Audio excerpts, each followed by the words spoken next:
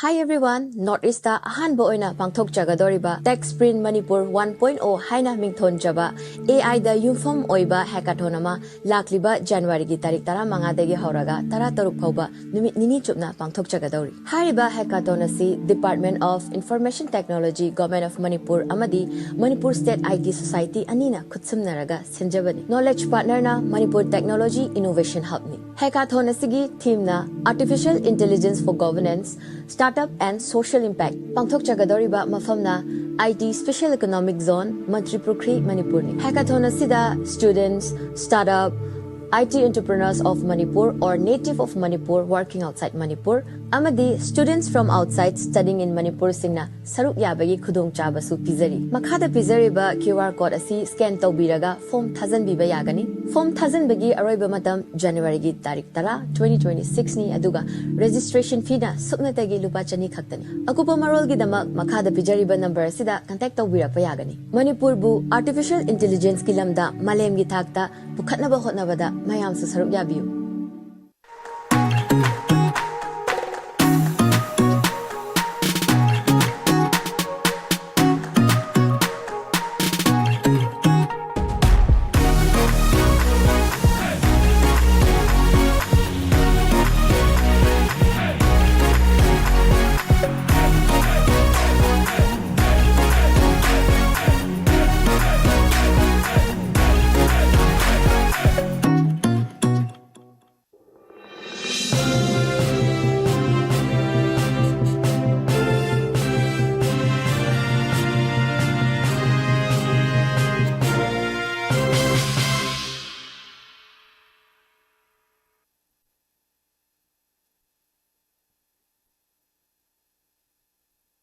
Kurumjare, SKTV News, Yingbe Puno put the Manipur files the Ketrimayum PREMCHAND Taram no Chari.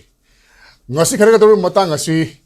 Manipur Sumiamna, Manipuda to one ba, Todoshing a Marine and a Panaki Bahabatare. How you should live in a Paliba, how you should listen Mangam Driba Manipuri, Iranga Shuda, Link Taubugi, Adugumbaton to one Wafam Kayama, Pongdok Nakraba, Isham Samna, Geopolitics. Geopolitics Hibasi, Miamna, Dumak Panaragadi Leba, Adubu Mashida Kadi Yauri. Karamba Mashida link to Bayabage. Malin Gwina Karamba interventions in labor, having a chimba walking Amusul Habitat. Dubu, Ikan Hangautana, Haukiba, January Tang Ahum, Hogi Ahingi, Ahingai Matung, Pung Ani Habitat, Mashida, Hogi United States of Americana, Venezuela Harib, Lebak Ashida, Maquina, Landa Shalaga, Lebak Adugi, President Amadi, Maki Loinabi, Padano Pukiba, Aduga. Tuan Mara Singa trial Jathaba, Asugumba, Tawung Asimak Habitat, Nama Chauba, Sakti Leba, Lebak Amana, Hogi, Atopa, Makwari Tata, Habitat, military strength OBI, economic OBI, Tataba Lebak Shinda, Karamba Miying Ying Libagi Hibagi from Lakpa, Aduga Nakal Amarum Danamu, Tuan Ba, Lady Ba International Law Singa si Maming Taging Irebra. Masi aina power pairaba sakti paiba targadi international law si chana gera chana roira madu ingere ilora haibagi khuchi adum power paiba midi khutan la abra haibanu chingba aduga hauji mak malem yoina leinari ba mari sing leibak sing marakta karam pressure sing karam ba koigi pressure pibadagi horaga karam ba economic sanctions sing haibetare masi program asi geopolitics maruina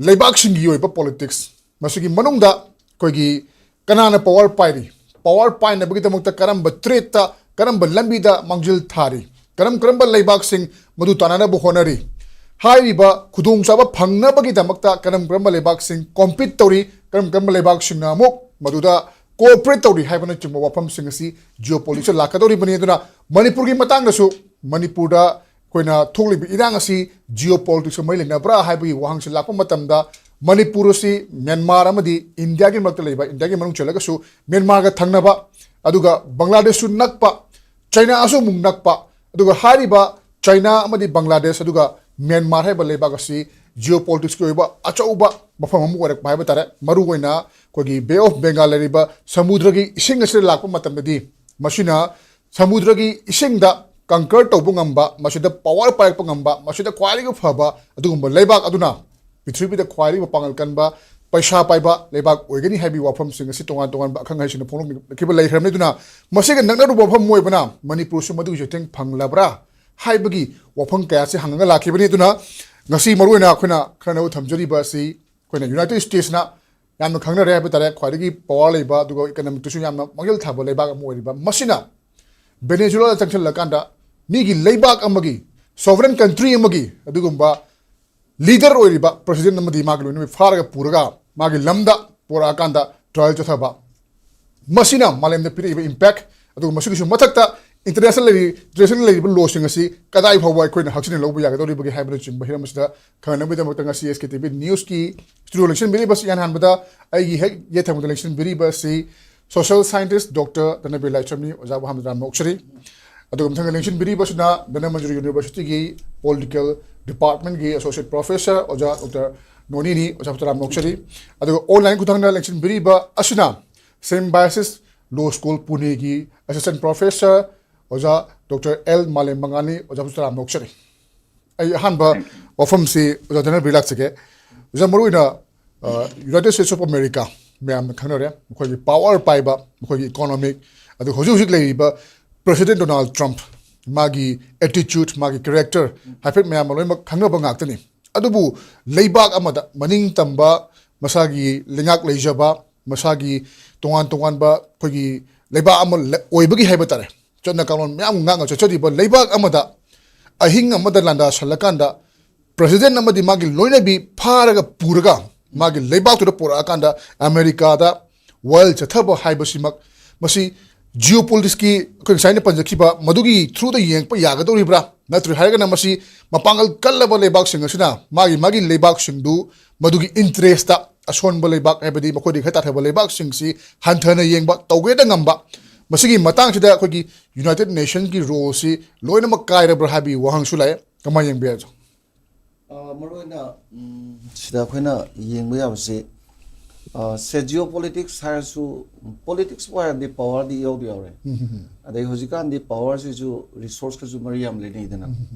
ada thoki ba hojiki panbiri sida yengba yabse tang ahumda akogi Nicolas Maduro ga magi nupi Silvia Florence ka pure phare ko aduga New York ki apex court amada puthe tawriba sarsina international drug cartel ni aduga maroina narcotic te kenosi terrorism gi network simana fajana tawbunina America rom do yamna kaiba pibagi potu leibidagi sigi sarji tawrine ba adu aseng makti masana de madu natte mayamna ju ubada adu natte na haibagi potsi leirine aduda sida khoina yengba yabam tang khitang haipe hankalaga yengba kanda penosi maroina khoigi Venezuela si yamna chawbulam dinate ko maji hoi pak ko chawbudi 9,12,050 kilometers square kilometers ne the population ji 28.6 million population ko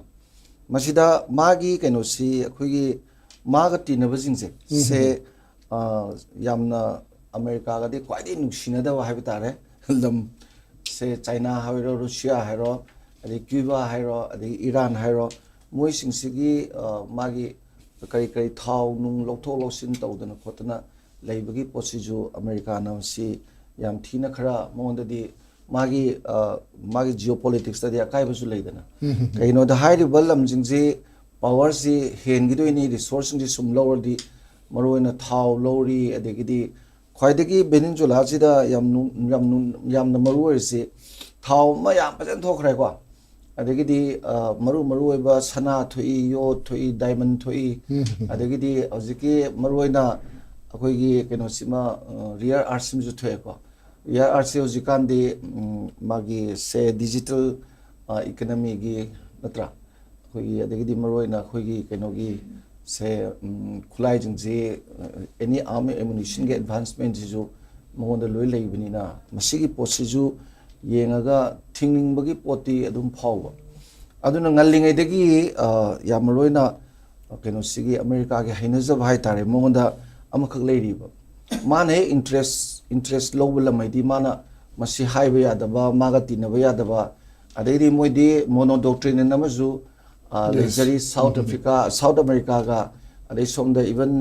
south north ani si mahadana loi paigadam ne haiba adai somda western asia ge saru ka ma khuting jan bagi pot ka jiso mongon da loi lei jaidana adugi pot tu yenga ga mana chatharakpa pot amawaina tawbune aduda sida yam nuai ta base si lam khuding da tholok pa yaba thosu thoiba pot oina khoine yengba yabada thoina masi 1914 dagi di yam exeng aidi sigi regime change tongna bhonna basi Hugo Chavez leiringai ade hojiki leiriba Nicola Maduro sinataba magi mana project tok bali jeba se khudamoina interim daga puhanba wan gudo haise John Gudo ju hai ko masiga ji thammaga mana pamijing je regime change tok bai ji mana pamamiyu thamdoineba aduga mana yana raga leba ngakpagi posi lakna bagi posi chathara kanda onthokpa mongom da lakhre kamai lakhre da number 1 da ne arm operation group lamdu da semkatlani khulai pi ni ko adagidi amu khoi ka dai ta assassination to bu yamna to thokani even ku bok to doini military ku ga to doini adagi media ji control torani adagi economic sanction ji ma phajana torani aidi Venezuela na hydrolase ju economic sanction ga investment na to de bagi magi thau je highest economic source oyo posi phajana minister of pangam mismanagement lakpa dunia ba ko adagi marwana civil society ji injil laga protest yam to ba khoi Bangladesh ta torise si chamane da awang no puta jo koina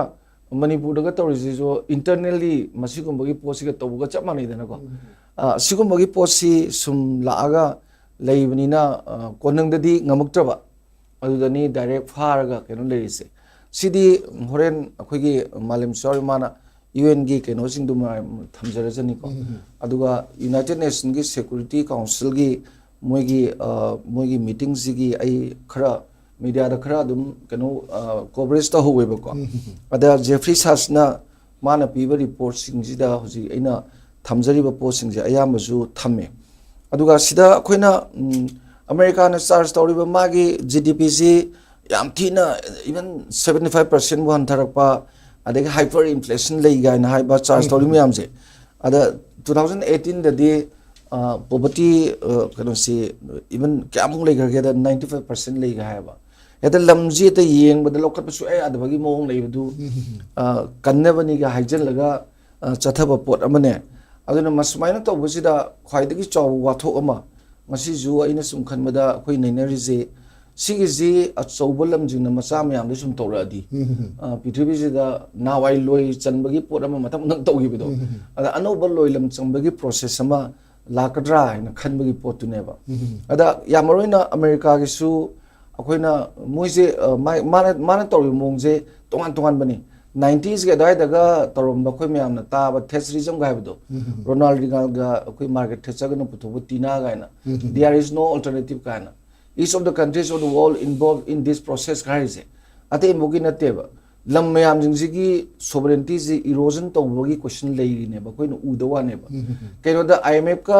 IBRD International Bank for Reconstruction Development World Bank se sidagi pisa lawal di masana moina imposition tawriba khoi sisi tawdawni si tawdawni piriba adu tawdredi pisa pideba adu tawbai je lam amagi policy kari do sinjaga da du moina haiba du tawdoineba okay aduna mathang ne tawrisi adu ju loi chanbagi mong amani part of magi colonization anoba tawgi mong ni da ada handaki ji ju smaina malem gi lam cho ba kan bajing jina lam macha mayam ji smaina potu tawning tawrdi United Nations gi charter ga kaimbo usitabi da toroga di malem ji da anoba loi khuchan namako langngai oibagi kibado ado akhoi awang no poksiju sahibi bedo China wai ro Myanmar wai ro adai Bangladesh su ji sigi film ja ta lai ni ko ado USA na loi injin laga mana injin biya bajing da toroga khoi da problem oirakadra haibudu gi khanan ngai oiba pot myam du chung thore ran thamjak okay ojani ai ojani la dimju ja ja maruina geopolitics ki matang hai batare masida som yeng pa matam da geopolitics khone sum taja bathai batare masida di ekhoi gi interest oi jat pai batare enemy gi mauta common interest oina mana pamjab du oina mang tharaga changsen bagi dugumba khongphom sing khone sum u phangba maruina United States of America na Venezuela da tathariba thawong si yes Venezuela khoi myam na khange मालेम पृथ्वीसिदा ख्वाइदगी यामना कोई crude oil reserve लेबा country money अदुना Americana महागी economic की दमकता महागी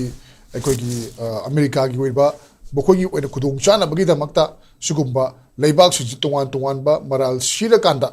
सुमाइना मखोई control लाकनबा होटनबसी अतोप्पा लेबाक सिंग सु मतौ तनरप तारगदी for example India का सुयामना बांग्लादेश लेरी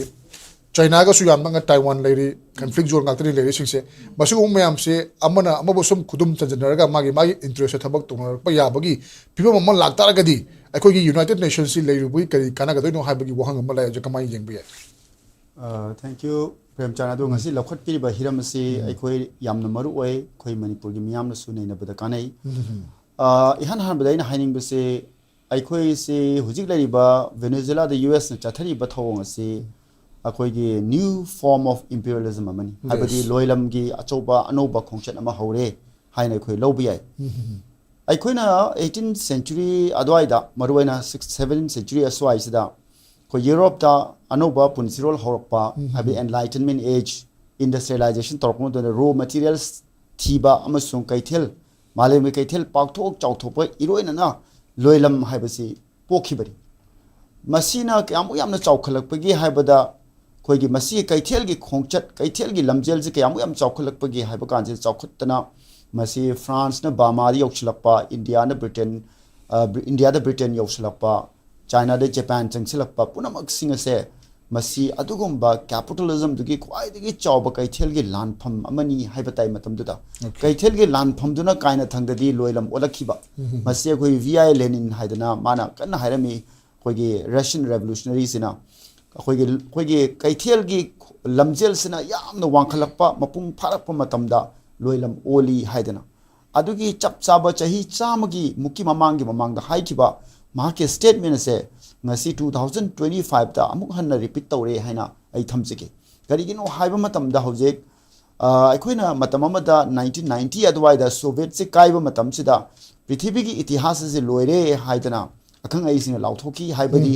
america na mai pai aduga communism mai thire haibane ba adu ngasi di kai dawrage haiba kanda malem se america na lamjing ba nakalama aduga hana socialist country oramba hojik so socialism gi form amada lairiba Russia अमजुंग China अनीगी नकलमद लैबा अदुगा अमेरिकाना कन्ना लुचिंगबा माइथै अमा अनीसिगी मरक्ता अचौबा खोगी कैथेलगी लमजेलगी अदुगुंबा लोयलबगी खोंचत अमा हवी हाइना आई अहानबा टेक असि थमसगी अनीसुबदा अखोगी हौजेक मतमदुना ngसाइना हाइजिकिबा इंडस्ट्रियल रेवोल्यूशन थोरबुमददा खुचु खुलाइदा मयाम पुथो उरगा रॉ मटेरियल वालकपगी वाफम लाखिबा अदुदा थोकिबा लोयलमगी खोंचत अदुमाइना ngasisu malemgi kaithela se malemgi economy se anuba transitional phase amada layeba khudamoin ai gi wafum lakpa science and technology gi anuba dimension ama lakpa adaidi akhoigi battery electronic cars myam tholakpa aduga malemda layriba crude oil gi magi chang asi hantarakpa masi paishil haudragadi hayeng future energy crisis countries insida lakado ba aduga karam chawba politics की खोंचत अदुना geopolitics की युमफम ओय हाइबसिने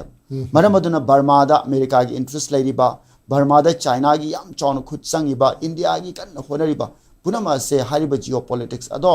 हारिबा कैथेल की लमजेल असिदनी हाइना थमजगे मरम अदुना हौजिक मालेम से Lenin हाइबा मसोय म्यामदा थमजनिंगी मांगना हाय कैथेल से सुम चाउखलकपा कैथेल चाउखलकपा इरोनना अखोगी invest तोबा याबा पैसा मचा पोलकपा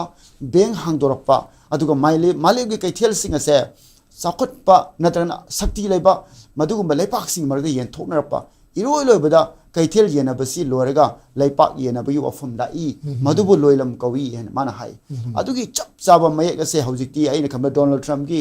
मागी स्टेटमेंट मागी पॉलिटिक्स दा याम सेंग ओपनली हायरेबा माना हायरी 1823 दा होबा ngसाigi monroe doctrine ado ngasi 2025 da ayhangna venezuela da chathari ba thaba se masi punsilaga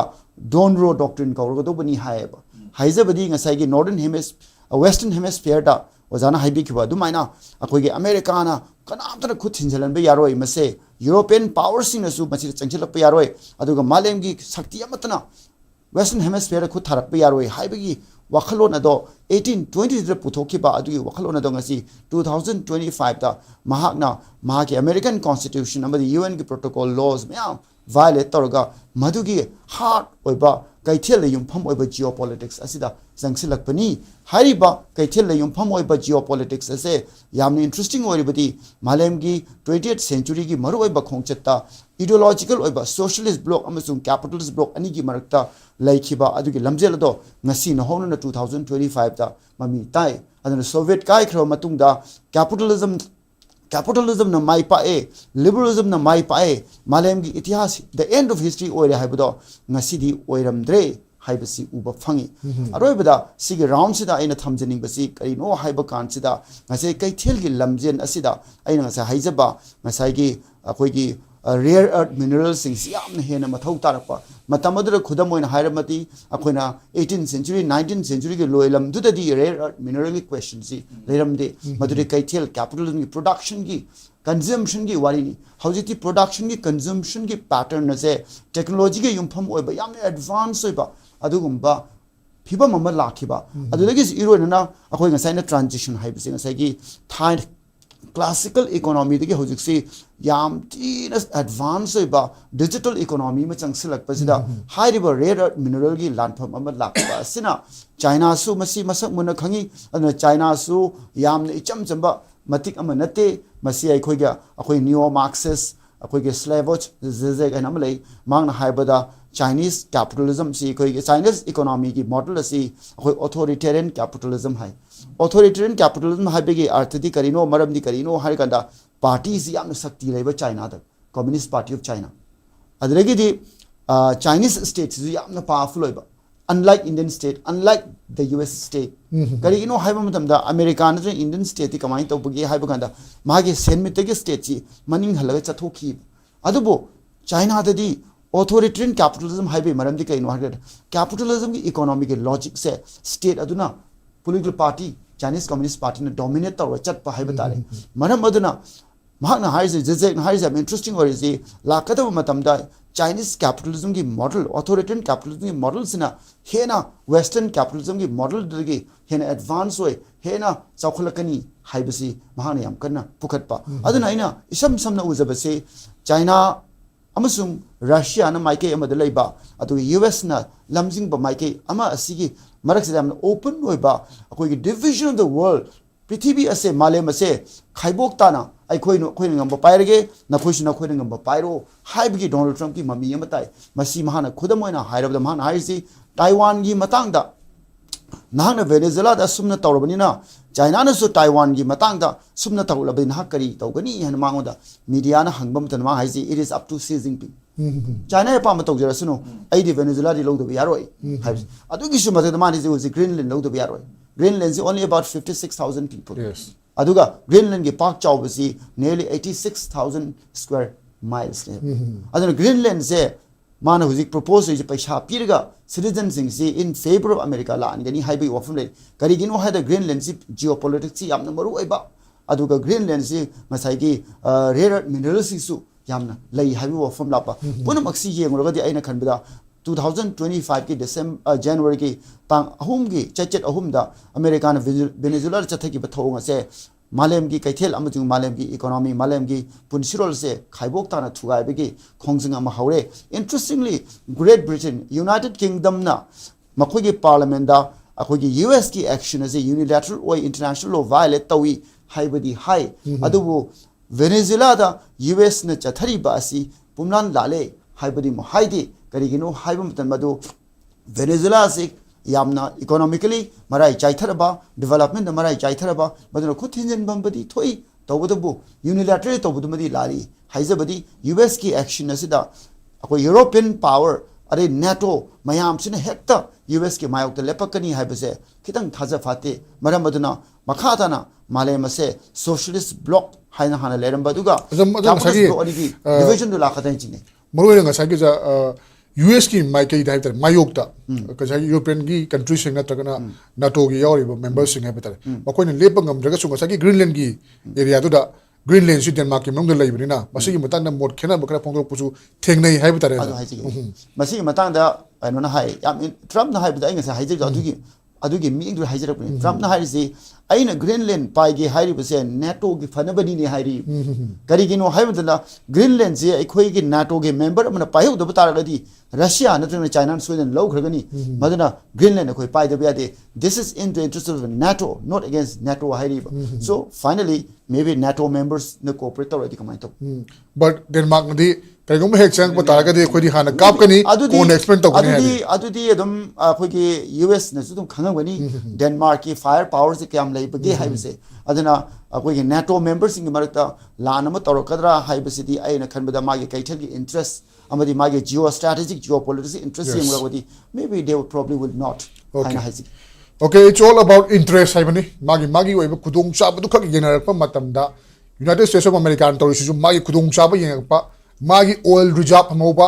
magi country gi economy hauba mosom na sum changthilak pa sumai tok duna atopa leibak sisu magi oiba ngamja ba tha dana man angamba lokchun rak pa taragadi prithvi da anouba haiba tare yamna chawba issue ma madusu aikogi angamba chanabi angamba munabagi wakhalon du lakadori bra haibi nung nangam dile haibini ozamale aino zaman lakchaning basi ngasai gi shoine chum punjab haiba tare international law UN gi charter sing yauri busing si US na chathaki ba Trump ki order makha chathaki ba thawong duna thugai re haibasi tongan ba luching busing maroina kogi China gi haiba tare China gi leaders sing na mokhoi si du magi leader do halau madu international norm sugai re haibna chingba leibak khadi dum phong haina hain ba haurai tare dubu atai leibak sing haibuju haidaba natragana mochu kemte pi deba masina takpadi khogi magi interest mangdana ba aina karigumba Trump ki against or US ki against ngango ba taragadi aigi interest ta Trump me torok pa taragadi aigi leibak ta mangjagani haibagi wakhalon se ayam ba lene bung toba aduga United Nations na pura control toba ngambra su ngamdaba haiba tare aduna for example Manipur su koi United Nation haiba ma leiri aduna Manipur da ki su tuwa ma demand kya ma haiba tare koi su United Nation ma sa khangbi ga dawni koi si ningtam leibak am or me haiba chingba demand kya ma lai adubu asigumba achaubo leibak amana leibak amada changa dominate tawshalaga migi president do amadi magi loina bidu pur lakum matamda karimita haiba yadabagi mawong da sum leiba asinadi apik po leibak sing United Nation thaja daga leiba leibak sing si karamba mawong da makoi thaja badu mak pa yabagi haibagi ukhalam lai abadi adam chaw grabo leibak tu tawu matamna tumin leiba taragadi apik po leibak sing na thamliba United Nation thamliba thaja badu mangoidra adu targadi international leiba law sing si karimata chana ba yadabai mawong da haibadi power pai taragadi international law su karimta na tabi mawong da lakpa asinadi apik pa leibak singi makogi hak makogi oiba sovereignty makogi oiba right sing du kada chakrabage kanana responsibility ogadori bage haibana chimo wahang sinchila kamai yang beja ahanbada PREMCHAND bu thagatchari amadi oja DHANABIR masam su ke kon bu kano se huziki hangbe bu question se yamna maru oiba yamna relevant hoibani haina thamjagi ahanbada context saida adu huziki ekoina law ga politics ka laiba dynamics isu ekoina khamina ba machang maram di law se koigi out of nowhere corporate politics ama lai taragadi law se magi instrument of magi realize tawna magi political objectives sing se hangnana bo honorapani adu boy koina modern welfare state ki concept la pa kan di law se positively progressively miyam gi damakta well being gi damakta season nei habi wapom to thore adu koina malem gi ani shuba lanjaw gi matung da di 1945 ki matung da lakpa akoi gi international order se kamai lakki gi habi tar gi akoi gi unilateralism da lakte akoi gi lebak party gi mapangan kan ba lebak amana haiba mana lepa phire mana loba decision sina chatkadabani haibatu akoi gi second world war da matung da thuai jagrabni maramdi aikoina axis ki magi nazi gi adegi japan gi empire gi adegi akoi italy gi mussolini gi seida makoina angam sai mamang de fandi gi bitum mana leba akanba mapangat kanbaduna aina angam bagai tawragi aina angam bagai lawragi noi makha tabu noi yenazaro haibigi wakhalon da thokre balanjau sing sigi makha tarakada lakiba United Nations system gra matungda di akoi international legal order se maruaina consensus da based tauba multilateralism da based tauba amasung international cooperation da based tauba adugumba international order amakhakne madugi yumpham sideida challenge torpa example amani hojiki Venezuela gi matang se Venezuela khakta natte mamang da yamna leikre cold war gi matam da koina panba taragadi Kuwait gi matang leikre then kui jingai da 21st century haurakpada Afghanistan da US na luchingba NATO na lantasan giba adegi Iraq da 2003 da satkiba Saddam Hussein se akoigi keno da so adegi Libya da su intervention tawgiba sumaina example mayam lai adegi Cold War gi manung sai da yamna yengta agadi Nicaragua da ngasa haibiriba proxy sizinaraga toksanba Grenada da invasion toksanba sigi mayam sing se US na luchingba NATO gi alliance na akoigi international law na yadaba UN charter gi magi principles sing na yadaba sing se tower lai that's why I say the अतोरगदी नसाइगी केनो से अखोइन स ओरी से United Nations highway से मनिंग तंबा sovereign ओइबा लेबाक सिंग न पुल्लग same बने मनिंग तंबा लेबाक सिंग जिगे मथक द सुप्रा नेशनल गवर्नमेंट बॉडी म लेति अदुना नसाइ न हाइजरिबा अखोइ कंसेंसस अदगी मल्टीलेटरलिज्म मयाम से अखोइगी यूनिपोलर ओइबा नतब मयाम से चप मनबा अखोइ इक्वल पार्टनर ओइबा अदुगी वाखलोन द मयाम पुन्ना सरुक यामिनरगा अखोइ पुन्नमकी चना कानून सी मयाम ने यानाबदु द सीएमसी हाइबा अदुगी युमफम द बेस तोबने इंटरनेशनल लॉ की मागी प्रिंसिपल्स रूल्स अदगी ट्रीटी फावदा अदुना फजनबा म लेगे हाइबदी नहाकना अखोइगी लमदम द समाय लान तारो ओइ अखोइगी सॉवरेनिटी अखोइगी टेरिटोरियल इंटीग्रिटी सिबु रेस्पेक्ट तोबिगनी अखोइना सुन अखोइबु तोबनी अदुमाइना रेसिप्रोसिटी हाइका अमना अम थाजनबा अखोइना यादरिबा ngasi वाफम ट्रीटी नतगा एग्रीमेंट असि नाहकना नंगी पार्ट की ऑब्लिगेशन पांगथोरकनी अखोइसु अखोइदे पीबा अखोइगी थौदांग पांगथोरकनी हाइदना अदुमाइना म्यूचुअल ट्रस्ट अमखक सिगी equal partnership equal participation equal respect sigi keno sei da akhoi yumpham warga sema in international legal orders se aduna swagi matang sei da akhoi gi mapangan kanba US na hosiki keno sei da akhoi na neo imperialism gi activity example man in high bi Venezuela gi matang se ado siu mamatam da akhoi gi atokpa lemhori ba UN gi structure da pusalaga yengba targa di permanent member manga lebigi manung da US na naitom oina unilateral oina sumaina UN charter se yamna fong na khongong ra matam da lemhori ba p force in atopa Russia lady China lady France lady UK lady makoi gi stand position se kaino hai se yam bayek seng da thamba ma changi swai matang sa Russia ga China ga ding sai mamang su kan bibi tu ni waza seng na makoi kar thammi makoi yaning de adubu ayan han notice tau jabada France su haibo hore France su yaning de haiba hoi aduga akoi gi UN gi security council ja Russia ga China ga na sponsor to ba nahan meeting pangthoi tang ba hongi matung da nimit kharni mamang da madudai da akoi gi kenosis mine high Nicolas Maduro na karmain tawi magi national government mana magi miyam karmain treatment tawi hamse adu aikoi gi discussion gi subject matter natte hauzi Venezuela gi thoiba context di lebak amana atokpa maning tamba lebak amada changchal laga military attack toksan ba amasung maning tamba lebak adugi serving head of the state adubu nungdang da plakta pharaga US da puraga laaga trial chathani haibustani wa ko ise wa kai ise haidana adumaina UN gi security council da discussion deliberation che chathai aduna swaya tholai ise nasai gi yamna maru oiba lebak sing oiba aduga akoigi post World War II gi matung da lakiba international legal political magi akoigi order say da moina lauriba role say da akoigi magi alliance semaga alliance tu gi matung in moi loyalty moi punchen bagi potse say da aina pusanjari se keno pusanjara ke Greenland gi matang sai was anoni ne pandi gi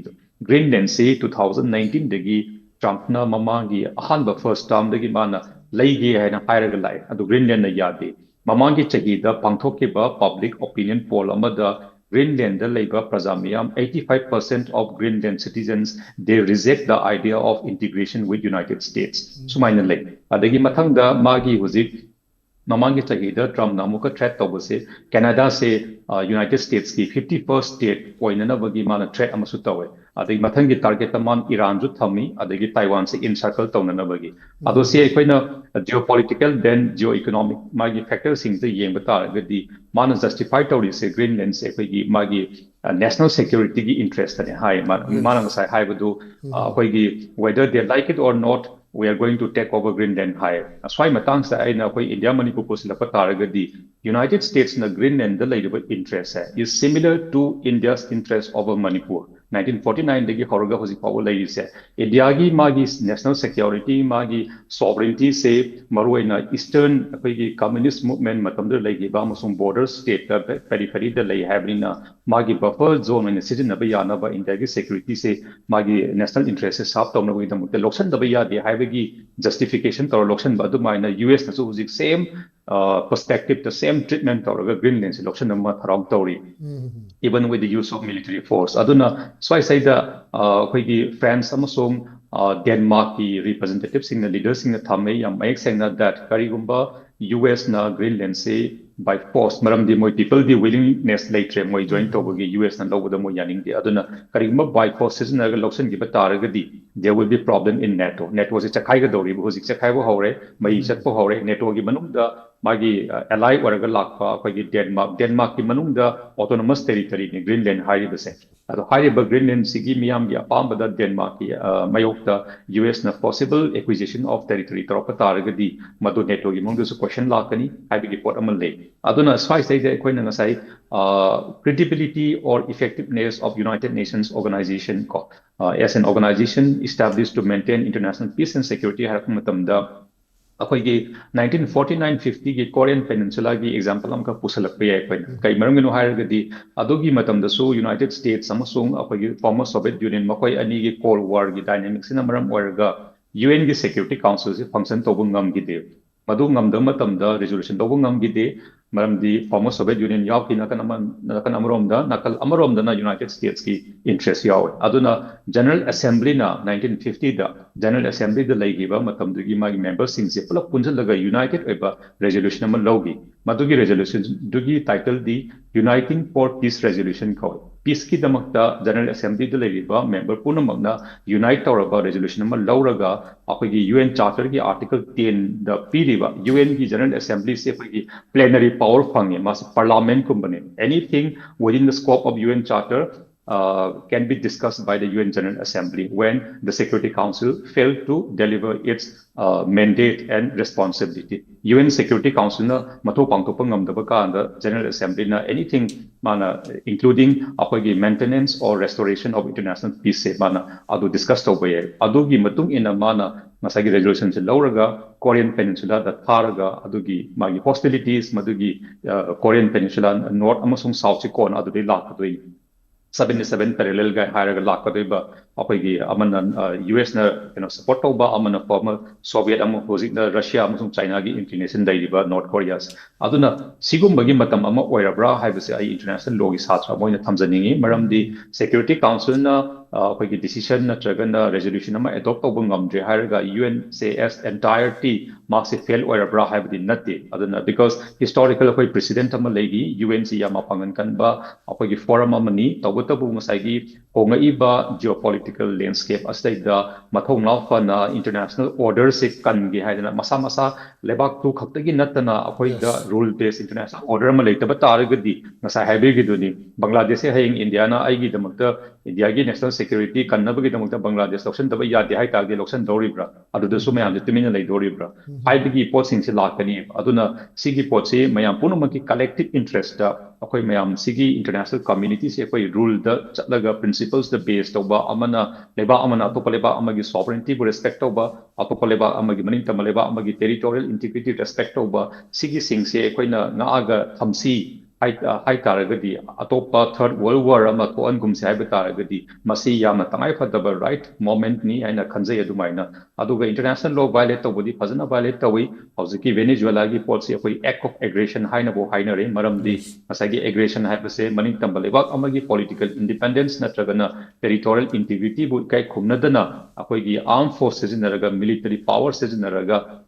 thabuk chathaba or Venezuela sin best example ni aduna masi yam satina so aduga 1948 ki Bogota da adopt kiba koi charter of the Organization of American States ki adudasu Venezuela amasung United States of America se makoi ani se party oiriban maramdi American continental laiba lebak sing ni makoi se aduna adugi principal sing su United States na violate tawi adu ngasai gi Monroe Doctrine man reassert tawi ba man handaki example ma pio American dominance in the Western Hemisphere will never be questioned again, Haiden Donald Trump na thame. Masi yamthina aranba international legal order si lana lamjing aga pur sa kibaya world si chaos the anarchy da thamakya ba adugumba keno amani haina han begin smite thamse. Okay, Monroe Doctrines, where James Monroe Haidana, US ki president or Mahatara, Mahaki Matam the Gihona, like South America, the North America, and is to one ba, South America, the Maninta Malebaks in Brazil Lakiba, Argentina Lakiba, Mayam si Makatana, Mashidagi Habitare, Mashidagi Makatana, European influence taga to one Malebaki influence that. High side Payadana but Tamamba, Dugumba, doctrine do Madu Amukan and Nizingakanda, Magi Donald Trump ki Weba, to one but doctrine ma, Semgalakana from Mashida internationally, we country Matana, Leba Amatana, Chang Payadana, but could Tizilak Payadana, but a Pabagi Boro, Patabagi Boro, Adu doctrine ma, Magna Yamalingna, Semaga Tamki, why into Machine Maram Morakanda, Malem Gi Weba, Amagamuga Corporation Pinadaga, Hingbagi. Thawungsing thawrangsing yamna chawna akai pigda bo ibana koi leiriba chow chow lebaksing aduga chakhonlaba develop lebaksing UN membersing maroina permanent membersing na yamna phongna yamna thawna fana masa masa gi lebak khaki khanna bida haibetare malem gi oina khalla kanda karigumba wafam khara sten khara lokbui tangai phatbadi lei hawa fam sini odara be geopolitics ning pam matam da haibetare masagi United States involved to matam da India su haibetare yengma matam da hoju to wan ba sanction myam lei India da aduna India is the most populous country ni kwadi missing am labor like back ni adugi shim mathakta fourth largest economy ni hadana lauri ji 2047 da mapung phana chakot pale ba am oini habi padam su thami aduna amarum da haragadi ekhoigi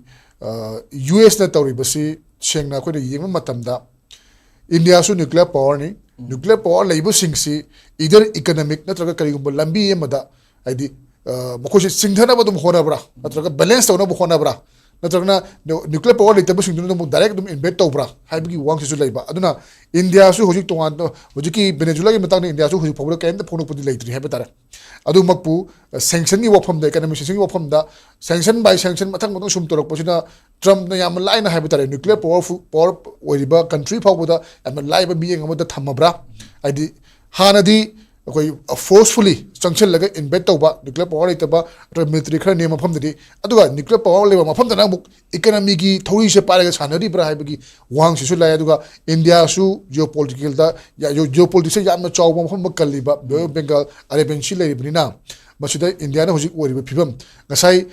amana amabu haiba tare nangam jabo to hai taragadi kaigumba China na nore se logi haiba taragadi India na ga udori power na matam di China ga India ga di India ri yam lam leibnina suma wahang sing lakum matam da kona karam ba koi lambi sing si thiba ya bage malem da peace program ba plus koi nores ki point of view jeng matam kamai thambe ja sigi matang sidadi oithok oi hani asu lekti kayo dang si wogda China na Arunachal Pradesh se khoi ni na dum claim to le ni adagi khunju phanamna khara more than 14 hena occupy tawram aduga yam naksin bada lan gi damakta preparation tawgi warehouse achom leiram adagi di khoi airport su ani lerga leirabane that means India da di sigi threaten tawdi je dum leire adubu hangbili bisda yengba yabam di hanagi bipolar leringai cold war do aduda superpower ni Russia ga America ga toro cold war tawbuji 90s dagi 1990s da dagi loigra kanda unipolar gi mongda America na ma matomda actor moina global gi whole these countries with the world see mana control to ngamni haibedu gi pot tunai sai ahal me tinaga puthok sagido adu in course of time matam sum lakan the 90s dagi de jikte 2050 25 26 euro ni na ko sida magi hongai ba pot sidadi Russia ga China ga yam nakshinar pusi America da zu matha sab dileba adamu India mu yoksal einina ada BRICS ki posu mu cover toksal einina yes aduna si myam jingji layakana di America na su India je nungsi bam di thokre hojikan di ko aduga India na su nawai ge dumaina America da nappi potu ju tokla khre aidi yam openly tawreba Canada economic sanction tawdramak su magi tariff myam ji torokanda thidona handreba ado mai ju India ju mai tongan ba strategy ma yengba horkhre adugi di basically magi develop country or pagi magi matomdagi phireb lobum thopadu lor ꯑꯗꯨ ꯃꯔꯛꯁꯤꯗ ꯏꯟꯗꯤꯌꯥꯁꯨ ꯑꯃꯨꯛ ꯃꯅꯤꯡ ꯃꯃꯥꯡꯁꯤ ꯌꯦꯡꯉꯒ ꯂꯩꯔꯤꯕ꯭ꯔꯥ ꯃꯔꯝꯗꯤ 2022ꯗꯒꯤꯅ ꯍꯧꯈꯤꯕ 2025ꯀꯤ December ꯐꯥꯎꯕꯗ ꯔꯁꯤꯌꯥꯗꯒꯤ ꯀ꯭ꯔꯨꯗ oil ꯂꯩꯔꯛꯄꯁꯤ ꯈ꯭ꯋꯥꯏꯗꯒꯤ ꯍꯟꯊꯕ ꯆꯥꯡꯁꯤ ꯍꯧꯈꯤꯕ 2025ꯀꯤ ꯗꯤꯁꯦꯝꯕꯔꯗ ꯃꯁꯤ ꯂꯩꯕ ꯍꯥꯏꯕꯗ ꯑꯗꯨꯅ ꯑꯃꯦꯔꯤꯀꯥꯒꯤ ꯁꯦꯡꯁꯟꯗꯨꯒꯤ ꯃꯈꯥ ꯄꯣꯟꯅ ꯇꯞꯅ ꯇꯞꯅ ꯁꯨꯝ ꯔꯁꯤꯌꯥꯗꯒꯤ ꯏꯝꯄꯣꯔꯠ ꯇꯧꯔꯛꯏꯕ ꯀ꯭ꯔꯨꯗ ꯑꯣꯏꯜꯁꯤꯡꯁꯤ ꯍꯟꯊꯔꯕ꯭ꯔꯥ ꯍꯥꯏꯕꯒꯤ ꯋꯥꯡꯁꯤꯗ ꯑꯗꯨꯅ ꯏꯟꯗꯤꯌꯥꯁꯨ ꯏꯟꯗꯥꯏꯔꯦꯛꯂꯤ ꯌꯥꯅꯤꯡꯗꯅ ꯑꯃꯦꯔꯤꯀꯥꯒꯤ ꯄ꯭ꯔꯦꯁꯔꯗ ꯆꯠꯂꯕ꯭ꯔꯥ ꯍꯥꯏꯕꯒꯤ ꯋꯥꯡꯁꯤꯗ adudi kenoni adudi basically international politics tadi aigi lamgi interest tu yengaga magi strategy de dum lorokani ko aduda ngasai akoina handaki jidaju keno the security council da 54 countries na thodoksi condemn taweba lam tare khatani keno leba india ju mot pi india na pi bana smai pi ba moi manungi oina wari sara lotion janu that means magi yamna daita lobum thok du lowdabi da dum india gi de mai chabi da dum lakrena keno da hanadagi akoi gi nane line movement gi pot tu lead tawa lakpanina mai oijago jagada ba pot tu di adum support torga lai even nane line lai gi du block te yaw gi du maram do any ina khunbal lam jingduna moi da animak gi mateng phangna bani gi hair develop tawjarai ne ba ada hojikti khara honge di keno da saigi global gi laiba keno sta di magi su economically magi keno se power ji lekhale adagi military strength su lekhale ko aduga adu danatana magi political stability ji fazana leibagi mong ji su lakpasina leibak manung da thudongna si kanna na bagi leibak manung gi problem leitana bo hona basi su akoina mami taba ure hai tare ada sigi si like laiba pochida di america na india da yengiba mieng bangladesh da oro pakistan da oro naxal pai ji against the india da treat to some extent ada power balance di oloi sanade adena aina lammamu oradi aigi ju power ji balance tor poda russia china tinor to bi ade kana na buthajai russia ga ana india ga china ga wari utai sabaga horaiba adai china na india na akoi economy kano si magi strength si development si for ranking da leirega da china na appreciate ka tawraiba si diplomatically mawng amane ba and these are also american factor ne ba adi sojiki russia oiro china oiro adai india oiro magi punbagi posi leirega di america ju hapet number ya bagi balance torpane ba ada india na hosi habi ke bedo kaim kan da mu russia ga yam nakshana hekta tinabagi potu tawdabida thadorako tawraga laiji american keno ju yengine ba keno dang saija bedo achaw lam jingji laikanda india gi foreign policy da oina madu confrontation tawai posi hanade yaude ba magi neutrality ji maintain tawraga animakta gi mateng lauraga develop tawrapagi potu hanadagi leijabanina adugi international politics tadi magi kraita national interest si adum heta homuju yadeba kayada khawong gradi magi socially economically politically pibum sok ta study tawraga lainena aduna hoji bobudi diplomatically mana tawrisi adum yamna phattabadi nate adubu akoina nungaitabadi india gi magi all these neighbor countries in say sida lai magi diplomatic relations in sidi yam thina phatre in the sense that aya majiloina ba strain way cordial way dreba yes atopa china oina hena sida naksal laga tinana ba tawda akoina si ngaudraga western gi karigi atopa power jing yang kanda mongonda soliba posim di leire awda akoi hoje yamna kankhale aduna punamuk sikiningai way dena adugi power du utpagi potuni pakistan naga tori basi ju ko adu ju tori ne si ju atailam monda india da yeng thirak pa posin da ju hape chara pa mukudam pi ne aduga hoji bawda di habib badu maina saigi stand ji am clearly lode nato bo lodris di nato di singai badi sora roy greenland gi wafam jina ko mana america ju afau sa dina lupa dollar lakh amom de loi leini hai ne ba hingon me am do bolona 7.6 billion dollars kum batabaje it's nothing to us hai ne ba aduna laiba trend si da di aina khanjabada hojik se sigi posina sum henjalaga di pithribi ji di phaningai di woi dre ko aduna akhoi awang nong pokumba akhoi lamju adum khara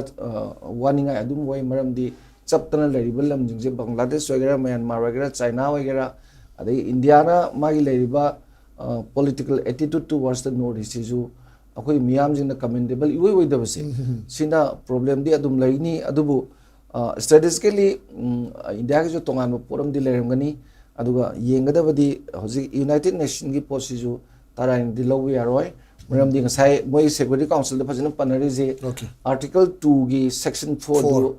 violate tawi have dum lerena adagi di lam amagi president ama heta atopa mapan gi outside court ama da wayan bagaji ya pontena these are all 100% against the charter of the United Nation eva aduna magi manung sida adum khara masi foreign against langnar kani aduga NATO maksu hojiki Greenland gi matang sida di thuruna ina khanjabada Denmark di confront tawni harijineba aduna sigum khara oh khara di lakane do si loina maksi yenga lam gi magi national interest se yam haisina lohbudi changbane adu India gi kari wegadoino adu di yengu changi ma di neighbor singi geopolitics yenga ga mai thamjal okay zani hojik ori pm jai batare ekho gi United States ki magi steps se imperial collapse ki bong da labra maruina mamang da tongan ba koina incident sing thengna gre ha batare mamang da British ki matam gi we ay tra Spanish ki aduga tra Portuguese ki ha batare makoi gi tongan ba face sing da ha batare makoina lebak sing loi mak invest toramba aduga tongan French sing da makoi gi military base hang toamba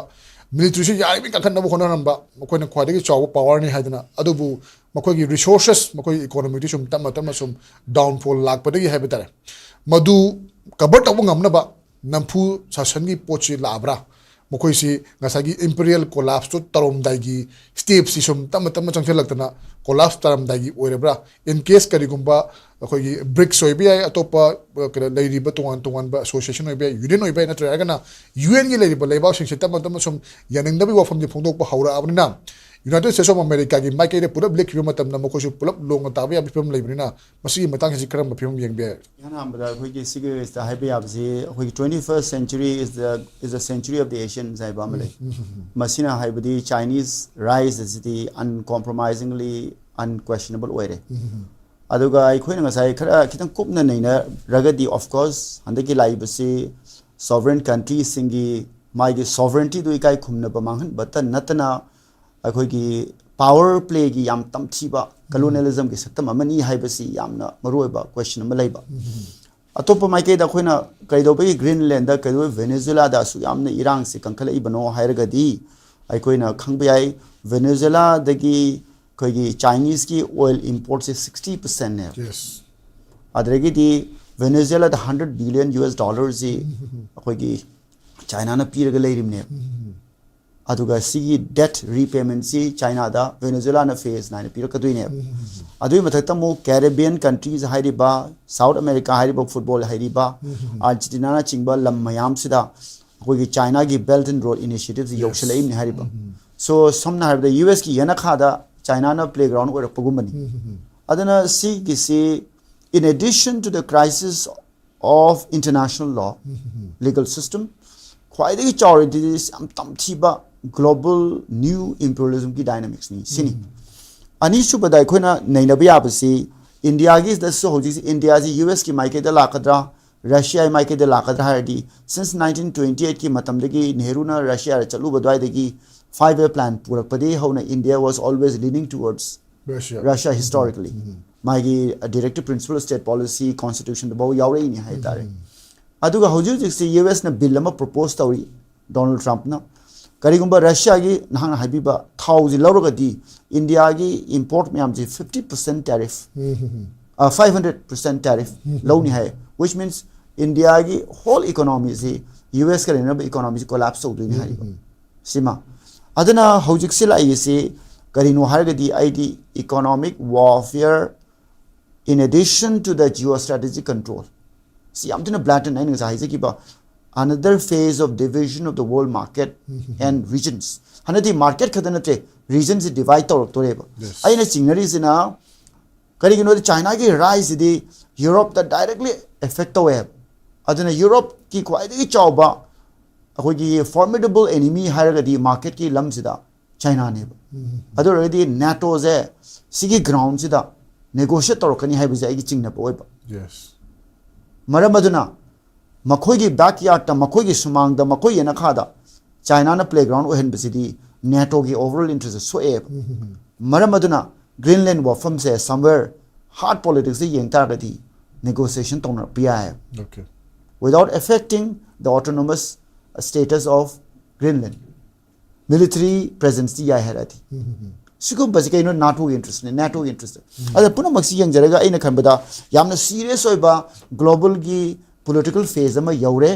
masigi impact sidi Asia da sulakani karigino haiba matamda China ga India ga su yamna phattaba relationship thambai bije India na su pamoi karigino haidana yum thangnari banina US ka lamna badi khara lai na hingbi ai but you cannot fight with the neighbors all the time si wafam jing ji yenga aina khanjabada hauzik lai ba phibam ji yamna nungnang ningai oi global gi another event of war ama lakpasu yai adubo ai khoina khwaidigi yeni di karino haikanda US ki intervention tawai maong sidi regime change tawbasine haibadi ngasai gi ojana panbiri ba Geoffrey Sachs na magi Security Council a piba statement da 1945 and 2025 the USA 100 countries the regime change so be involved the web aduga Chinese system na kari no har kan dai na sum nei na badana Chinese system jina kamai to geda lady regime do align the web they are not into changing the regime but aligning with the existing regime anywhere for instance Burma Myanmar hairo moi regime change wangang de moi democracy la align to junta la azu dumi align to so American model of foreign policy siga Chinese model of foreign policy siga yam khene American economy and geostrategic domination regime change yawi aduga Chinese ke ngasai ki authoritarian capitalism si pusilaga regime change yawdaba existing regime to align to to cut the story short howjek leiba phibam asi United Nations organization ki yam tin chawba phase test amani ena logadi aduga magi future asi yamna bleak way karigino haimtuda global ki khwaidagi superior power singina siga level dei tawna conflict haibasidi Security Council ki entire function je collapse to kodini hariba so maybe general assembly de debate to bagi room di lakani but Security Council divided house wagani adu weekend to gani and thamsi Okay. Leibak hoki acho choba mapangal kanba leibak sing haiba tare mokhui sing marakta magi mod khenaba mokhui gi mayok te lenaba lakpa yabrina United Nations su yam luba mi thok do haibani maram di United Nations de leiriba Security Council gi members sing woro mokhui sing si hojik leiriba yaning do phongdo iba leibak ani humama adu somna kanda mokhui gi namphu to riba United States sama United States ta indirectly mateng function liba atop leibak khara haiba tare Ozamalem aroi bose zamalem ang sa Punjab haiba tare hojiki phibam sida haiba tare United States na tawai ba phibam si makhoi gi oiba economic collapse ama imperial collapse ama kannabagi haiba tare aroi ba khongau oina asagi crude oil bu oiro atopa tuan ba earth mineral bu oiro kanondagi Greenland dagi haiba tare masi namphuda lauda ba yadre natragadi makhoi military thadari ba kogi funding mayam kogi budget mayam aduga tuan ba French sing thammi ba military sing pithribi wafam sinba thungna Asian no chalakanda Taiwan da thammi ba masi mayam si manage to so am wa boy ba aduga mokhoi resources sing na som lo chalakpa aduna masi kanda ba yada ba dagi ha ba tara sugumba namphu sasan gi thabak si makhoi na ngamba mafam da tawrabra plus aduga makhoi na sugumba mayam sai bidi atoba BRICS kumba India China khara rise kholai ba lebak sing si masi balance tawga thamna ba aduga makhoi gi lebak si buna sum maintain tawraga mayam dagi sum heta chatna bagi damakta economic sanctions sum paraga sanarabra aduga war thokpa natragana khogi yamna chauna Iran thokpa amaga yengthina ba amaga kamna ba sunna ba masi madi Pitribi ki miyam da ekoi da khak mangjara to hai basi loi khangna rabina masidi thok hai basi khangna thok da bagi signal se sompi ga maru advantage lawra leiri bra masida sida ani amuksana hanjara bada sugum ba international law miyam si fail or pa matam da kana nano masida ek to godise masida khwai degi kogi yamna power leire ai manga hen chaliba country du gi mayokta atop lehuri ba lebak sing asi pun laga Idet to bugi mong la ka dori bra kamai yeng bi karam balam sing ube ja masi matang se yamna airline di United States ki magi formidable magi role position si am laina thugai bang ngam gani have the hazati maram di ngarang makta da koi gi US ki Trump ki administration na ꯑꯩꯈꯣꯏꯒꯤ 66 international organization ꯃꯥꯁꯦ withdraw Yes. ꯇꯧꯅꯕ ꯋꯥꯔꯦꯞ ꯂꯧꯋꯤ ꯃꯁꯤꯗꯩꯗ ꯑꯩꯈꯣꯏꯒꯤ United ꯅꯦꯁꯟꯁꯀꯤ ꯃꯅꯨꯡꯗ agency 38 ꯌꯥꯎꯋꯤ ꯁꯤꯒꯤ ꯃꯅꯨꯡꯗ ꯑꯩꯈꯣꯏꯒꯤ ꯌꯥꯝꯅ ꯃꯔꯨꯑꯣꯏꯔꯤꯕ Economic and Social Councilꯗꯒꯤꯁꯨ withdraw ꯇꯧꯕ ꯃꯥꯅ withdraw ꯇꯧꯕ ꯍꯥꯏꯕꯁꯦ membership ꯅꯠꯇ꯭ꯔꯒꯅ fundingꯁꯦ ꯇꯣꯛꯀꯅꯤ ꯍꯥꯏꯕꯅꯤ ꯃꯔꯝꯗꯤ ꯍꯧꯖꯤꯛ ꯐꯥꯎꯕꯗ United Statesꯁꯤꯅ ꯑꯌꯥꯝꯕ ꯑꯩꯈꯣꯏꯒꯤ international institution organization including United Nations ꯑꯁꯤ UNꯒꯤ headquarters USꯗ ꯂꯩꯔꯤꯅꯤ New Yorkꯇ ꯂꯩꯔꯤꯅꯤ New York Plazaꯗ ꯑꯗꯨꯅ ꯁꯨꯃꯥꯏꯅ ꯃꯥꯅ withdraw International Law ꯇꯧꯔꯛꯄꯁꯤꯗ Commission effect ꯁꯨ ꯇꯧꯒꯗꯕꯁꯦ withdraw ꯇꯧꯕꯒꯤ offer ꯌꯥꯎꯋꯤ ꯃꯥꯅꯦ ꯃꯥꯅꯦ ILCꯗꯒꯤꯁꯨ withdraw ꯇꯧꯕꯒꯤ ꯑꯗꯒꯤ ꯌꯥꯝ ꯁꯥꯊꯤꯕ ꯑꯃꯅ United Nations Framework Convention on Climate Changeꯗꯒꯤꯁꯨ withdraw Yes. ꯇꯧꯕ UN Food Programdagꯤꯁꯨ withdraw ꯇꯧꯕ ꯑꯗꯨꯅ ꯃꯥꯅ ꯍꯧꯗꯣꯛꯑꯝꯕ initiative ꯃꯥꯒꯤ revenueꯅ ꯁꯤꯜꯂꯒ ꯑꯩꯈꯣꯏ initiative ꯂꯧꯔꯝꯕ ꯑꯩꯈꯣꯏꯒꯤ international cooperationꯗ humanitarian crisisꯗ human rights situationꯗ ꯆꯥꯕꯒꯤ ꯑꯩꯈꯣꯏꯒꯤ ꯊꯛꯄꯒꯤ povertyꯒꯤ ꯁꯤꯒꯨꯝꯕ ꯃꯌꯥꯝꯁꯤꯡꯁꯤꯗ ꯃꯥꯅ ꯂꯧꯔꯝꯕꯁꯤꯡꯁꯦ ꯈꯨꯗꯛꯇ ꯍꯟꯗꯣꯛꯈꯤꯕ ꯃꯇꯝꯗ ꯑꯆꯧꯕ ꯀꯩꯅꯣꯝꯈꯛ ꯂꯥꯛꯀꯅꯦꯕ ꯑꯗꯨꯕꯨ ꯁꯤꯗꯩꯗ ꯑꯩꯈꯣꯏꯅ ꯌꯦꯡꯕ ꯌꯥꯕꯗꯤ United States has not decided to withdraw from IMF and WP. Yeah. IMFꯇ ꯑꯩꯈꯣꯏꯒꯤ ꯃꯥꯒꯤ reserve fundsꯩꯗ US ꯃꯇꯣꯝꯇꯅ 67% quota ꯂꯩꯔꯒ ꯃꯥꯅ contribute ꯇꯧꯋꯦꯕ fundsꯦ IMFꯀꯤ fundsꯦ ꯑꯗꯣ ꯁꯤꯗꯒꯤꯗꯤ ꯃꯥꯅ ꯍꯟꯗꯣꯛꯇ꯭ꯔꯤꯕꯁꯤ ꯀꯩ ꯃꯔꯝꯒꯤꯅꯣ ꯈꯟꯅꯗ꯭ꯔꯤꯁꯤ ꯀꯩ ꯃꯔꯝꯒꯤꯅꯣ ꯍꯥꯏ ꯇꯥꯔꯒꯗꯤ ꯉꯁꯥꯏꯒꯤ US still wants to retain its dominance in international financial and economic order. ꯑꯩꯈꯣꯏꯒꯤ loanꯒꯤ ꯃꯇꯥꯡ ꯉꯁꯥꯏ ꯄꯟꯕꯤꯈꯤꯕ loan ꯂꯧꯕꯒꯤ ꯃꯔꯨꯑꯣꯏꯅ ꯑꯌꯥꯝꯕꯅ developing country ꯑꯃꯁꯨꯡ least developing countries-ꯁꯤꯡꯅ IMFꯇꯒꯤ loan ꯂꯧꯏ ꯑꯗꯨꯒ ꯃꯁꯤꯒꯤ loan ꯂꯧꯔꯤꯕ ꯖꯒꯥꯗꯗꯤ ꯃꯥꯒꯤ ꯍꯣꯜꯁꯤ ꯊꯥꯗꯣꯛꯅꯤꯡꯗꯦꯕ USꯅ ꯑꯗꯨꯅ ꯃꯥꯅ ꯊꯥꯗꯣꯛꯏꯕ ꯖꯒꯥꯁꯤ ꯃꯥꯅ justify ꯇꯧꯕꯗ Trumpꯅ ꯍꯥꯏ we will stop investing our money where that does not benefit US na haibane US ki interest da benefit oiroidaba singdadi moi paisa pibase manghanbase toani haibane aduna swaida su magi law amakak thami mana magi interest singa kani haibase aduga akhoi gi ngasai gi keno saida negotiation lakpa yabagi matang se Greenland se already 1951 the US Denmark and Greenland se treaty amalai because of that ꯑꯩꯈꯣꯏꯒꯤ ꯍꯧꯖꯤꯛ ꯍꯧꯖꯤꯛꯁꯦ Greenland 1951ꯗꯒꯤꯅ ꯃꯣꯏꯅ US ꯀꯤ military base ꯑꯃ establish ꯇꯧꯔꯒ ꯊꯝꯃꯦ ꯃꯃꯤꯡꯁꯤ Pituffik Space Base ꯀꯧꯏ ꯃꯁꯤ ꯒ꯭ꯔꯤꯟꯂꯦꯟꯗ base ꯇꯧꯕ ꯃꯣꯏꯒꯤ US ꯀꯤ military presence ꯑꯗꯨꯝ ꯂꯩꯖꯔꯕꯅꯤ ꯑꯗꯣ ꯃꯥꯅ justify ꯇꯧꯔꯤꯁꯤꯅ ꯍꯥꯏꯁꯦ ꯀꯔꯤꯒꯨꯝꯕ US ꯅ ꯗꯦꯟꯃꯥꯔꯛ ꯂꯧꯁꯟꯗ꯭ꯔꯕ ꯑꯗꯨ ꯑꯣꯏꯇꯥꯔꯒꯗꯤ ꯔꯁꯤꯌꯥꯒ ꯆꯥꯏꯅꯥꯒꯤ ꯊ꯭ꯔꯦꯠ ꯂꯩ ꯃꯣꯏꯅ ꯂꯧꯈ꯭ꯔꯅꯤ ꯍꯥꯏꯕꯅꯦ ꯑꯗꯣ ꯁꯤꯒꯤ ꯀꯩꯅꯣꯁꯦ ꯗꯦꯟꯃꯥꯔꯛ ꯑꯃꯁꯨꯡ ꯒ꯭ꯔꯤꯟꯂꯦꯟ ꯑꯗꯒꯤ ꯏꯚꯟ ꯀꯦꯅꯥꯗꯥꯅꯁꯨ clarify ꯇꯧꯈ꯭ꯔꯦ there is no threat of China Russia taking over these countries and higher aduna swaida khone yeba yabasing ngsaigi yamna magi hegemonic oiba magi assertion ama lakpase mayamna so handaki matang se dramatic global realignment the aggressive posture ne handaki US na lawriba Donald Trump na lawri se aduna si matang se the international community akoin international law haiba kan international law haiba se hekta matobda tholakpa natte international community ama akoigi second world war gi matung de lakhiba matamdugi status quo duna phamgiba semakhiba UN gi charter da mayamna yanaraga maruoina war amuhana thoktanaba mamanga thokriba lanjau ani se thoktanaba peace and security se secure tawdanaba akoi masi yengse havne adunabu UN gi charter da article 2 clause 4 akoigi use of armed forces thing base masi gi provision lakring da article 2 clause 3 da karigumba lebak ani gi barakta dispute conflict of interest hopataragadi peaceful methods amicably loisannabagi damakta procedure mayam thame UN gi article 2 clause 3 amasung UN charter gi chapter 6 da pacific methods of settlement of disputes period kodamoina arbitration negotiation conciliation natragana international court of justice chatlaga lebak ani dugi magi warishin proknaba yanadrigo for du loisannaba thame aduna swai sai da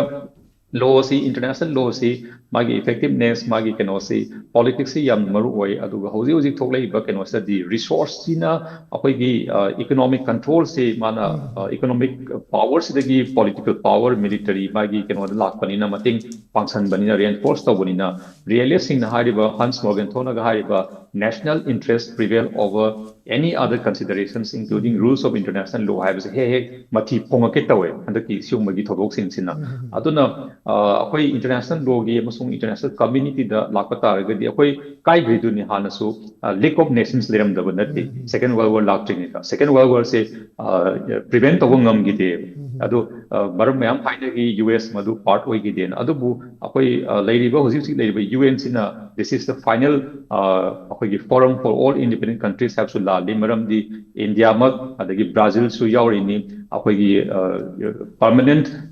membership of the Security Council UN say restructure ꯇꯧꯕ ꯗꯔꯀꯥꯔ ꯂꯩ reform ꯇꯧꯕ ꯗꯔꯀꯥꯔ ꯂꯩ ꯍꯥꯏꯕꯅꯤ ꯃꯔꯝꯗꯤ equitability ꯑꯩꯈꯣꯏꯒꯤ ꯀꯩꯅꯣꯁꯦ ꯄ꯭ꯔꯤꯟꯁꯤꯄꯜꯁꯦ ꯌꯥꯎꯗꯦ ꯃꯈꯣꯏ ꯃꯉꯥꯅ ꯑꯩꯈꯣꯏꯒꯤ status quo ꯁꯦ maintain ꯇꯧꯔꯒ P5 ꯁꯤꯅ ꯄꯥꯏꯁꯜꯂꯒ ꯊꯝꯃꯤ ꯑꯗꯨꯅ ꯃꯗꯨ ꯍꯣꯡꯗꯣꯛꯀꯗꯕꯅꯤꯒ ꯍꯥꯏꯔꯤꯁꯦ ꯀꯅꯥꯅ ꯈꯪꯒꯅꯤ ꯑꯩꯈꯣꯏ ꯉꯁꯥꯏꯒꯤ UN ꯁꯤ collapse ꯇꯧꯕꯁꯨ ꯌꯥꯏ or ꯅꯠꯇ꯭ꯔꯒ ꯉꯁꯥꯏ ꯆꯤꯡꯈꯥꯏꯅꯔꯒ actual third world war ꯃꯛ ꯊꯣꯛꯇ꯭ꯔꯒꯁꯨ regional ꯃꯥꯒꯤ ꯄꯥꯋꯔꯁꯤꯡꯁꯤꯒꯤ ꯃꯨꯛꯈꯥꯏꯅꯔꯛꯄꯁꯤꯗ UN ꯁꯤ total collapse ꯇꯧꯔꯒ ꯑꯅꯧꯕ ꯌꯥꯝꯅ ꯍꯦꯟꯅ democratic ꯑꯣꯏꯕ ꯌꯥꯝꯅ representative ꯑꯣꯏꯕ ꯑꯩꯈꯣꯏꯒꯤ veto powerꯒꯤ ꯁꯤꯁꯇꯦꯝꯁꯦ ꯃꯥꯡꯈꯤꯕ ꯑꯗꯨꯒꯨꯝꯕ ꯂꯩꯇꯕ ꯑꯣꯔꯒꯅꯥꯏꯖꯦꯁꯟ ꯑꯃ ꯊꯣꯔꯛꯄꯁꯨ ꯌꯥꯏ ꯑꯗꯨꯁꯨ ꯑꯩꯈꯣꯏꯅ ꯍꯥꯏꯕ ꯉꯝꯗꯦ ꯑꯗꯨꯅ ꯁ꯭ꯋꯥꯏꯒꯤ ꯃꯇꯥꯡꯁꯤꯗꯩꯗ ꯑꯩꯈꯣꯏꯒꯤ ꯍꯧꯖꯤꯛ ꯍꯧꯖꯤꯛ ꯇꯧꯕ ꯌꯥꯕ ꯍꯥꯏꯔꯒꯗꯤ UNꯗ ꯗꯤꯕꯦꯠ ꯇꯧꯕ ꯌꯥꯝ ꯀꯟꯅ ꯆꯪꯉꯤ ꯑꯗꯨꯒ ꯂꯩꯕꯥꯛꯁꯤꯡ ꯑꯁꯤ ꯃꯁꯥ ꯃꯁꯥꯒꯤ ꯏꯟꯇꯔꯦꯁ ꯊꯥꯗꯣꯛꯅꯔꯒ ꯀꯔꯝꯕ ꯑꯩꯈꯣꯏ ꯏꯟꯇꯔꯅꯦꯁꯅꯦꯜ ꯑꯣꯔꯗꯔ ꯑꯃꯈꯛ ꯂꯩꯒꯗꯒꯦ ꯔꯨꯜꯁ ꯕꯦꯁ ꯂꯩꯕ ꯑꯣꯏꯒꯗ꯭ꯔꯥ ꯅꯠꯇ꯭ꯔꯒꯅ ꯍꯦꯖꯦꯃꯅꯤꯛ ꯑꯣꯏꯕ ꯌꯥꯝꯅ ꯆꯨꯞꯄ Okay. ꯄꯥꯋꯔꯐꯨꯜ ꯑꯣꯏꯕ ꯑꯗꯨꯅ ꯄ꯭ꯔꯤꯚꯦꯜ ꯇꯧꯔ ꯆꯠꯀꯗ꯭ꯔꯥ ꯍꯥꯏꯕꯒꯤ ꯃꯇꯥꯡꯁꯤꯗ ꯃꯈꯣꯏꯒꯤ ꯄꯣꯖꯤꯁꯟꯁꯦ ꯌꯥꯝ ꯃꯌꯦꯛ ꯁꯦꯡꯅ ꯊꯝꯅꯕꯗꯨꯅ ꯇꯨꯡꯒꯤ ꯑꯣꯏꯕ ꯃꯌꯥꯝ ꯄꯨꯝꯕꯒꯤ ꯑꯣꯏꯕ ꯀꯩꯅꯣꯁꯤ ꯂꯥꯛꯀꯗ꯭ꯔꯥꯅ ꯈꯟꯖꯩ ꯃꯔꯝꯗꯤ USꯅ ꯋꯤꯗ꯭ꯔꯣ ꯇꯧꯕ ꯍꯥꯏꯕꯁꯤꯗ ꯏꯁꯨꯁ ꯃꯌꯥꯝ ꯂꯩꯔꯤꯕ ꯀ꯭ꯂꯥꯏꯃꯦꯠ ꯆꯦꯟꯖꯁꯦ USꯅ ꯑꯥꯏꯁꯣꯂꯦꯠ ꯇꯧꯕ ꯉꯝꯃꯣꯏꯕ ꯀ꯭ꯂꯥꯏꯃꯦꯠ ꯆꯦꯟꯖꯀꯤ ꯏꯐꯦꯛꯇꯒꯤ USꯅ ꯑꯩꯗꯤ UNꯒꯤ Okay. ꯑꯩꯈꯣꯏꯒꯤ ꯌꯥꯝꯅ ꯐꯖꯕ ꯋꯥꯐꯝ ꯍꯥꯏꯕ ꯇꯥꯔꯦ ꯌꯨꯅꯥꯏꯇꯦꯠ ꯅꯦꯁꯟꯁꯤ ꯀꯥꯏꯔꯛ ꯐꯥꯎ ꯌꯥꯕ ꯍꯥꯏꯕ ꯇꯥꯔꯦ ꯑꯣꯏꯔꯤꯕ ꯐꯤꯕꯝ ꯑꯁꯤꯅ ꯅꯦꯁꯟꯁꯤꯡꯅ ꯃꯥꯒꯤ ꯑꯣꯏꯕ ꯏꯟꯇꯔꯦꯁꯁꯦ ꯁꯨꯝ ꯆꯠꯅꯈꯤꯕ ꯇꯥꯔꯒꯗꯤ ꯃꯁꯤ ꯆꯤꯡꯈꯥꯏꯅꯔꯛꯇꯅ ꯀꯥꯏꯔꯛꯄ ꯌꯥꯕꯒꯤ ꯐꯤꯕꯝꯗ ꯂꯥꯛꯄ ꯌꯥꯏ ꯍꯥꯏꯕꯅꯤ ꯑꯗꯨꯃꯛꯄꯨ ꯍꯧꯖꯤꯛ ꯑꯣꯏꯔꯤꯕ ꯐꯤꯕꯝ ꯑꯁꯤꯗ ꯀꯔꯝꯕ ꯃꯥꯏꯀꯩꯗ ꯆꯪꯁꯤꯜꯂꯒꯗꯤ ꯃꯥꯂꯦꯝꯗ ꯄꯤꯁ ꯄꯨꯔꯛꯀꯗꯒꯦ ꯅꯠꯇ꯭ꯔꯒꯅ ꯍꯧꯖꯤꯛ ꯂꯩꯔꯤꯕ ꯐꯤꯕꯝ ꯑꯁꯤꯗ ꯑꯩꯈꯣꯏꯒꯤ ꯑꯉꯝꯕꯅ ꯂꯧꯁꯤꯟꯅꯕꯒꯤ ꯐꯤꯕꯝꯁꯤ ꯑꯩꯈꯣꯏꯅ